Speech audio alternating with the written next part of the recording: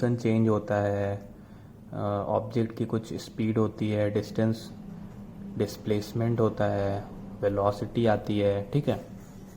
तो फोर्स कहाँ से आया पिक्चर में कि हम लोगों ने जब ये जानने की कोशिश की what is the cause of motion, in very simple word, कि मोशन का कॉज क्या था, ठीक है। इस क्वेश्चन को जब हम आंसर करने का कोशिश किए तो साइंटिस्टों ने देखा कि फिजिक्स में मोशन होता ही क्यों है। तो मोशन क्यों होता है, that is because of force, ठीक है बच्चों। तो इसका हम लोग डे टू डे लाइफ में बहुत सिंपल एग्जांपल देख सकते हैं बच्चों, कि मान लो कि मान लो तुम्हारे पास एक ये पेन यहाँ पे यूँ पड़ा हुआ है, ठीक है। तो ये ऐसे का ऐसे पड़ा हुआ है, लेकिन क्या ये मोशन कर रहा है? अगर मैं इस पर कोई कुछ इसको ना टच करूँ तो ये ऐसे का ऐसे ही पड़ा रहेगा, हिलेगा नहीं, ठीक है। तो इसको अगर मैं ऐसे धक्का दे दूँ तो ये यहाँ से यहाँ चला गया, यहाँ से यहाँ इसका मोशन हुआ। क्यों हुआ? क्योंकि मैंने इसको पुश किया, ठीक है।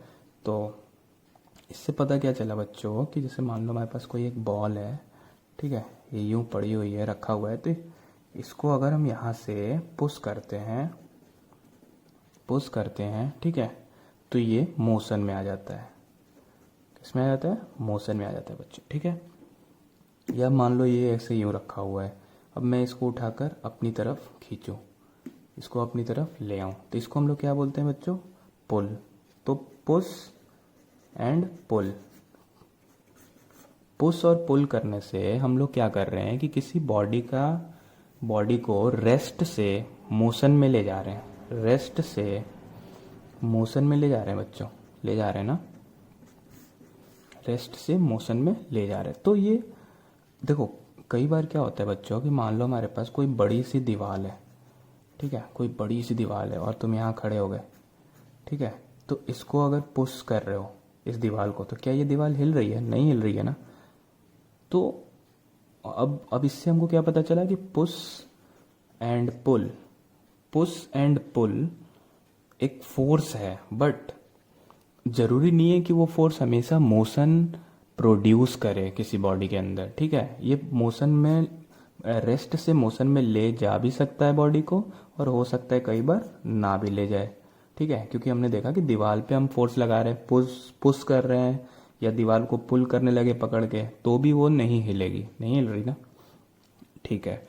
तो इन कुछ बेसिक बातों से डेफिनेशन हमारी डिराइव होती है कि ए पुल और push which tries to change और changes the state of rest or the uniform motion of a body. देखो एक चीज यहाँ पे आती है बच्चों, ये हमने देख लिया कि स्टेट ऑफ रेस्ट, मान लो कोई चीज यहाँ यूँ रखी हुई है, मान लो कोई चीज यहाँ यूँ रखी हुई है, ठीक है बच्चों। तो इसका ये अभी रेस्ट में है और इसको मोशन में लाना है, तो हमको पुश या पुल करना पड़ेगा। अब पुल और push which tries to change और चेंजेस द, देखो इस दीवार के पास हम लोग क्या कर रहे हैं? ट्राई कर रहे हैं बच्चों, बट चेंज नहीं कर पा रहे हैं, इसका स्टेट मोशन में नहीं ले जा पा रहे हैं ना इसको। लेकिन वही इस पेन को हम लोग अगर फोर्स लगा देते हैं तो ये मूव कर जाता है बच्चों। अब मान लो ऐसे ही होता है कि अगर मान लो ये भी कहा है यहाँ कि change the state of rest और यूनिफॉर्म मोशन ऑफ बॉडी। तो अगर यूनिफॉर्म मोशन ऑफ बॉडी है, कोई बॉडी अगर मान लो यूनिफॉर्म मोशन कर रहा है, ठीक है, मान लो कोई बॉडी है वो यूनिफॉर्म मोशन कर रहा है, तो कोई बॉडी अगर यूनिफॉर्म मोशन कर रहा है बच्चों, मान लो एक बॉल है वो कांस्टेंट वेलोसिटी से चल रहा है, यूनिफॉर्म का मतलब क्या होता है? v कांस्टेंट है उसका, तो ये चल रहा है। तो अब इस बॉडी को अगर हम लोगों को रोकना है बच्चों, तो उसके लिए भी हमें एक फोर्स लगाना पड़ेगा, ठीक है, पुल। और अगर इस बॉडी को मोशन से रेस्ट में ले जाना है, तो हमको क्या करना पड़ेगा? एक फोर्स लगाना पड़ेगा। तो उसको हम लोग क्या बोलते हैं? पुल और push which tries to change the state of motion और स्टेट ऑफ रेस्ट, ठीक। तो ये समझ में आ गया हमको डेफिनेशन। अब देखो एक एग्जांपल है बच्चों कि जैसे मान लो हम लोग, अब अगर तुम ये बोल सकते हो कि जैसे मान लो एक बॉल है हमारे पास, ठीक है, इस बॉल को अगर तुमने यहाँ से फोर्स लगाया बच्चों, पुश किया, ठीक, पुश किया, तो ये बॉल मूव करने लगा किसी वेलोसिटी से, ठीक है। तो फिर एक चीज़ हमारे दिमाग में आती है कि यार इस बॉल की अगर कुछ कांस्टेंट वेलोसिटी हो गई, फिर ये कुछ देर के बाद रुक क्यों जाता है? Why it is not moving with uniform motion? ये तो यूनिफॉर्म मोशन कर रहा था, तो फिर ये रुका क्यों? हमने तो कोई फोर्स लगाया नहीं इसके बाद।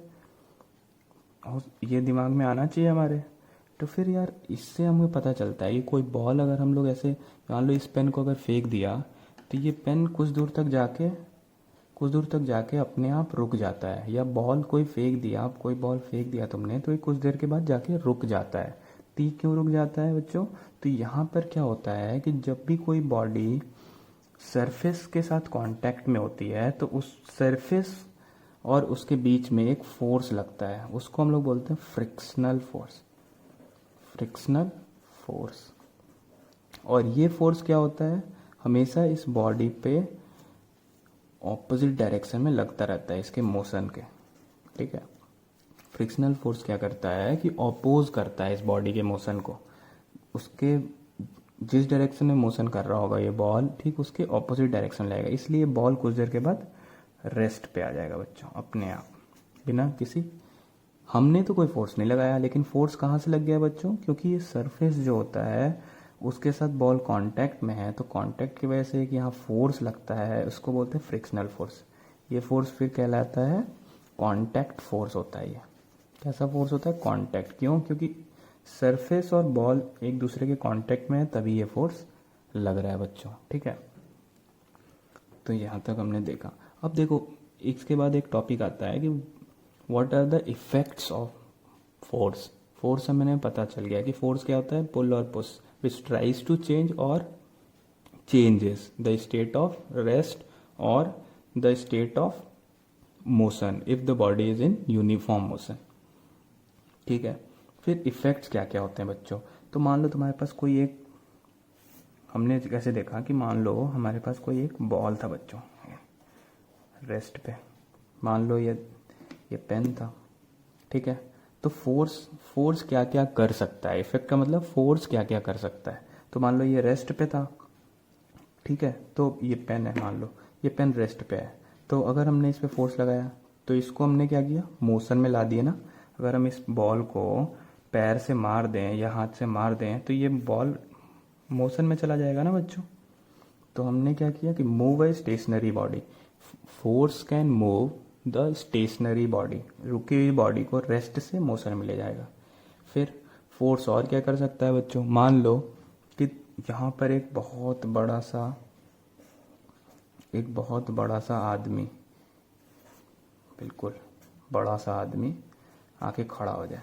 तुमने यहाँ से बॉल को मारा, ये बॉल के सामने आके खड़ा हो जाए, तो क्या हो जाएगा, ये बॉल फिर से रेस्ट में आ जाएगा बच्चों। तो इस आदमी ने इस बॉल पे क्या किया, फोर्स लगा दिया तो रुक गया। तो हमको पता है कि कोई भी मूविंग बॉडी को स्टॉप भी कर सकता है, stop a moving body, force can stop a moving body, ठीक है। ये भी समझ में आ गई बात।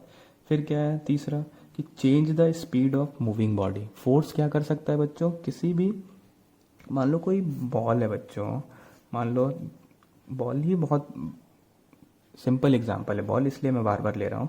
मान लो बॉल है बच्चों, ठीक है, तो तुम लोगों ने देखा है क्रिकेट ग्राउंड में कि मान लो तुम्हारे ठीक है बॉलर है, ठीक है, कोई बॉलर है बच्चों, मान लो उसने बॉल फेंका और फिर उसने जिस भी स्पीड से बॉल फेंका, ठीक है।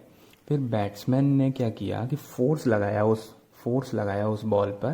तो जैसे ही फोर्स लगाया उस बॉल पर, उस बॉल की स्पीड चेंज कर दी उसने, कर दी ना। हो जाता है ना ऐसा कि अगर हम लोग कोई बॉल धीरे धीरे आ रही है, स्पिनर बॉल है, मान लो स्पिन फेंक रहा है बॉलर, फिर उसने किसी बैट्समैन ने बहुत जोर से हिट किया उस पर, तो 6 चला जाता है ना। तो स्पीड क्या हो जाती है बॉल की, चेंज हो गई, ठीक है। तो हम लोग फोर्स के हेल्प से क्या कर सकते हैं बच्चों, स्पीड चेंज कर सकते हैं किसी मूविंग बॉडी की, ठीक है।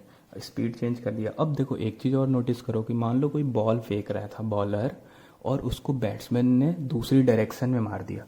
तो बॉल का डायरेक्शन मान लो यहाँ पे बैट्समैन खड़ा था और यहाँ पे बॉलर था, ठीक है बच्चों।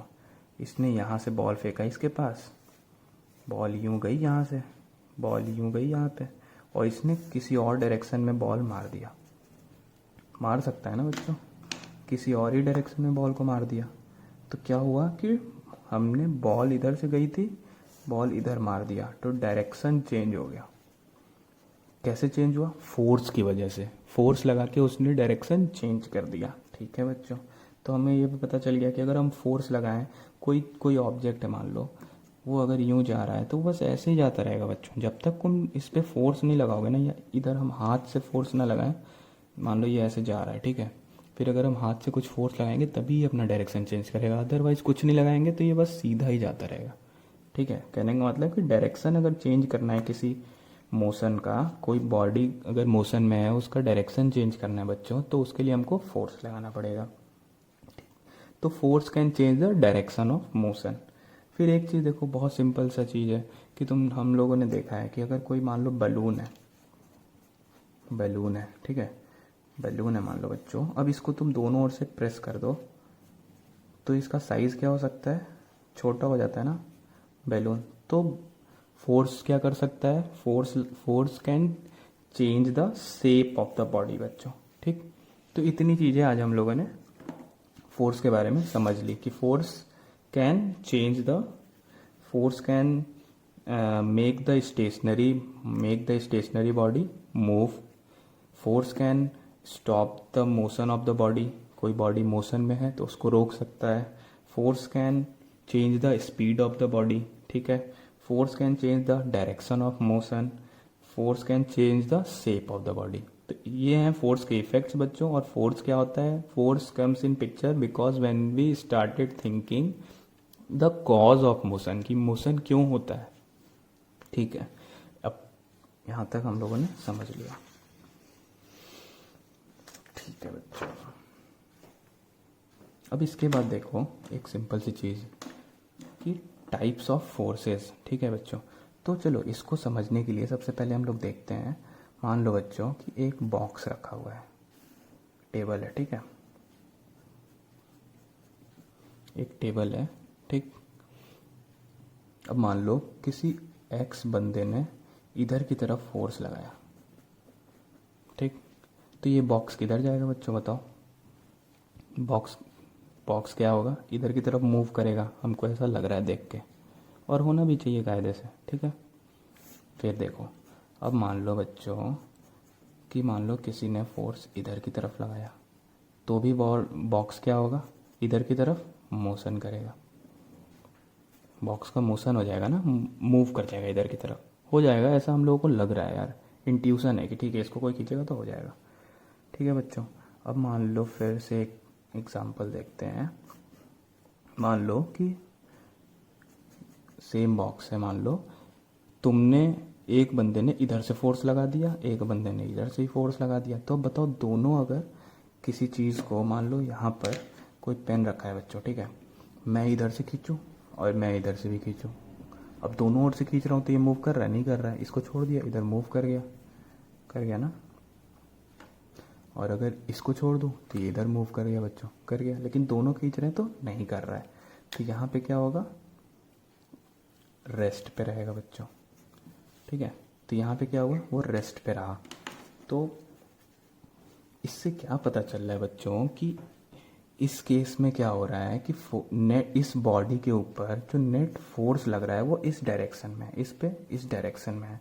इस पे नेट फोर्स क्या लग रहा है बच्चों? Net force 0। इस केस में नेट फोर्स कितना था? Not equal to 0। इसमें भी net force not equal to 0। ठीक है बच्चों, तो नेट फोर्स का मतलब क्या हुआ कि इस बॉडी पे अगर हम देखें तो जो फोर्सेस हैं वो बैलेंस्ड नहीं है ना, कि इधर से फोर्स लग रहा है लेकिन इधर कोई बैलेंस करने वाला नहीं है, उस फोर्स को बराबरी करने वाला नहीं है। इसमें इधर से लग रहा है, इधर कोई बराबरी करने वाला नहीं है, लेकिन इस बॉडी पे इधर जितना फोर्स लग रहा है उतना इधर भी लग रहा है बच्चों। तो ये क्या हो जा रहा है? दोनों फोर्सेस क्या हो जा रहा है? बैलेंस हो जा रहा है। तो ये बॉडी रेस्ट पे रह रहा है। तो इसी चीज को हम लोग फॉर्मली क्या बोलते हैं? If the resultant of all the forces on a body is 0, then the force is called balance forces if the resultants of all the forces on an acting body is not zero, इसमें देखो बच्चों, then the forces are called as unbalanced. तो ये क्या case है? Balanced. ये दोनों cases कौन से हैं? अनबैलेंस्ड. ठीक है. तो बैलेंस्ड फोर्स, अनबैलेंस्ड फोर्स कोई पूछेगा तो हम लोग बता देंगे ऐसे. ठीक है बच्चों.